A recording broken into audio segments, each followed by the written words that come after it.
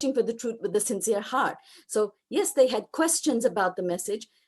When their questions were answered, they accepted, they trusted in Allah, they accepted the message, and they were obedient, and they supported the new religion. There were those, however, who in their arrogance of their, their family status and their creed, they made them arrogant and vain, and they rejected the message. So what happened with the tale of Iblis and the angels and the Khilafat of Rasulullah, of Adam alayhi salam, actually mirrors what happened with the Prophet sallallahu alaihi wasallam when he was spreading his message. The more that the Quraysh and the Jews, and they realized the purity and truth of the Prophet's message, the more envious and hostile they became. But we are told then that through this tale of Iblis, that the Khilafat of man, just as the Khilafat of man was established despite or in spite of Iblis's denial or defiance, in the same way, in spite of the defiance of the people of Makkah, the Prophet is assured that his mission will be established. So there's parallels here, and the tale of Iblis fits very well into this context in the surah. Then, so this is sort of like an introduction in Surah Baqrah. And we can sort of come and say that, okay, we've now, there's the whole body of the surah, which we can also divide, possibly, if we're doing a subject analysis, we can divide it into 4 sections. So the introduction was from 1 to verse 39. Now the body, the section 1 of it, verses 40 to 121. So if you look at the subject of verses 40 to 121, we see that in this section, the Bani Ismail are addressed directly, and they are urged to accept the Prophet's mission. They're reminded of the Prophet Muhammad sallallahu alaihi wasallam's prophecy in their own scriptures. So the Torah had actually prophesied the coming of Muhammad sallallahu alaihi wasallam and testified to it. And the Bani Israel are now reminded of this, and they are reminded of the pledge that they had made in the days of old to support this coming prophethood.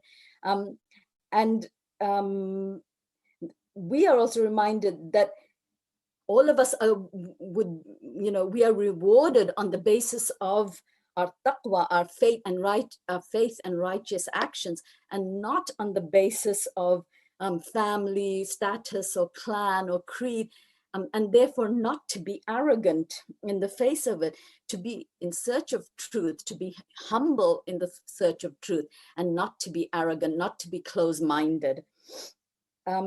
And it was this arrogance of the Jews that prevented them from accepting the Prophet's message. So Allah addresses them directly and says, accept his message, and because remember that you pledged to support this prophethood in your own scriptures, and your scriptures testified to this prophethood.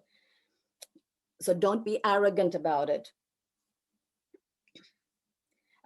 Their arrogance was from the fact that they thought, well, we are the progeny of Ibrahim alayhi salam and Yaqub alayhi salam, and so we are superior, and they were actually ungrateful in this arrogance.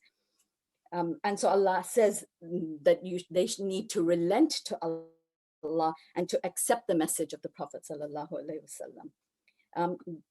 The last part of this section 1, verses 64 to 121, is actually a historical account of the breach of the promises and the traitorship that the Jews demonstrated. How they disobeyed the commandments of Allah subhanahu wa ta'ala, and how they nurtured disobedience over time. So their disobedience was a result of their constant arrogance and disobedience over the years, over the centuries. A mention has also been made of the superstitions and other activities which were instrumental, which the Jews indulged with, and which were instrumental in discounting the Sharia and the Book of Allah in their eyes and in the eyes of the Quraysh, because the Quraysh, a lot of the Quraysh followed the Jews. So these superstitious and these devious activities that the Jews indulged with as a result of their arrogance, they aimed at discrediting the new religion and the Quran that was being revealed. So all these details have been presented in Surah Baqrah to make clear that upon the Jews that though they claim to be the recipients of a divine book and they showed total indifference to it. So on the one hand, they were, oh, we have received the book, we are the receivers of the book, and therefore we are superior. But on the other hand, they were indifferent to it. They weren't really following their own scriptures, and they were actually quite defiant. So, so it was necessary for Allah that the Almighty should depose them from the position of leadership and grant this position of trust to those who were worthy of it.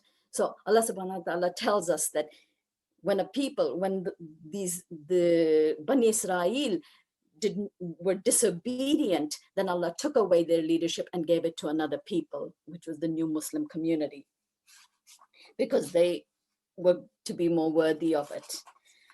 In the same, so bringing that back to our own lives, we have to be so mindful that, yes, okay, claim, oh, we are Muslims and we have received the Quran and we read the Quran every day.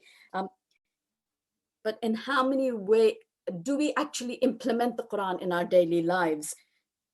We need to be thinking and acting in ways that are actually following and we are in obedience to Allah. Our thinking and our actions shouldn't be indifferent or actually in defiance to Allah's commands. So we have to constantly, like I said yesterday, be reflective of this fact and make sure that we don't become arrogant. Oh, we are Muslims. I was born Muslim. I'm a Muslim. So therefore I will, eventually I will end up in Jannah. We don't know that. Allah is most merciful. He is Rahman and He is Rahim. He is the merciful in the afterlife for the Muslimin. However, it is our responsibility to continually reflect and to make sure that we are following the Quran and implementing it in our daily lives. It is the message that is very important there. So this is how we read the Quran, and this is how we then translate it into how it applies to our daily lives. Remember, we should not be arrogant like the Jews and then be at the receiving end of Allah's wrath, or be misguided like the Christians, which we'll talk or learn more about in Surah Al-Imran. Okay, so now if we come to section 2, which is verses 122 to 162, we see that there's a description of that part of Ibrahim alayhi salam's life, which relates to the building of the Baytullah. During the building of the Baytullah, Ibrahim alayhi salam prayed for Allah to raise a Muslim ummah and among his progeny, and for a prophet to be born among his progeny that will lead the Muslim ummah.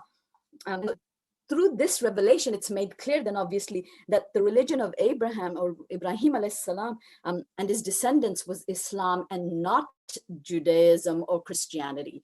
So Ibrahim alayhi salam was Muslim, and when he prayed for a Muslim ummah and prophet, and Allah fulfilled his dua.